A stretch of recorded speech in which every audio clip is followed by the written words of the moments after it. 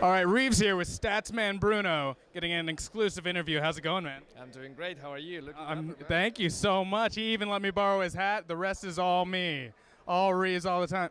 I can't compete with that. I really can't. Where do you get these? Everywhere. I just go to random places and say, do you have something in color? And they're like, yeah, we have blue, we have brown. No.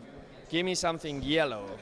And they just kick me out. Okay, now, other than, you're at the analyst desk, you talk a lot about the stats. What is your responsibilities as far as the games go? What are you doing during the games? What do you like to talk about after the games other than what we see on camera? Well, mostly I'm the only person that actually stays on the panel and watches the game. So my job is to brief everyone else on what happened and then act as if I don't know, just to make them look more or less okay. I like to be the clown, and they are really the experts, but in reality, it's all me. Now, when you're not here, how much tell us a little bit about what you're involved in the community. For anybody that doesn't know at this point, shame on you. But let us know what you do when you're not at the International, when we see you the most. What are you doing when you're at home? Well, I still do some statistic gathering. Now there are a couple of sites that are also doing the same and are doing a great job. So shout out to especially that Dota is one of the greatest sites there so far. I'm also exploring some other I think projects, I could say.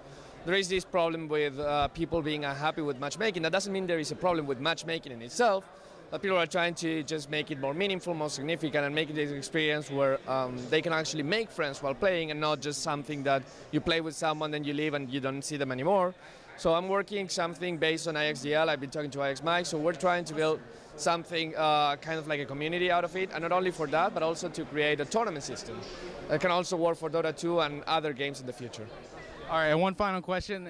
You see these teams a lot. Is anybody really standing out, doing anything particularly strange, something you're not used to seeing stats-wise? You are Statsman Bruno, I have to ask.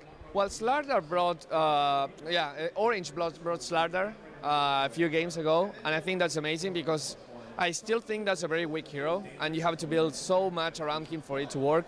They actually made it work, so I'm proud of that because, I mean, it's not mine doing, but I'm really happy for them because when you see something like that, it's like clearly the player saying, I want to play this hero, and I'm going to do all the best around to play around that hero and make it work, even though the hero is weak.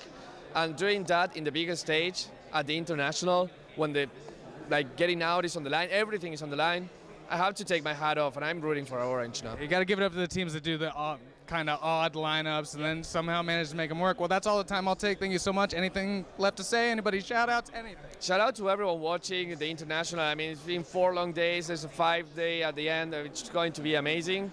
I mean, if your team is gone already, keep rooting for someone else because everyone here deserves it. And if you're rooting for some of the 4 teams that are left, good luck to you and hope your team wins. Absolutely. Well, thank you so much.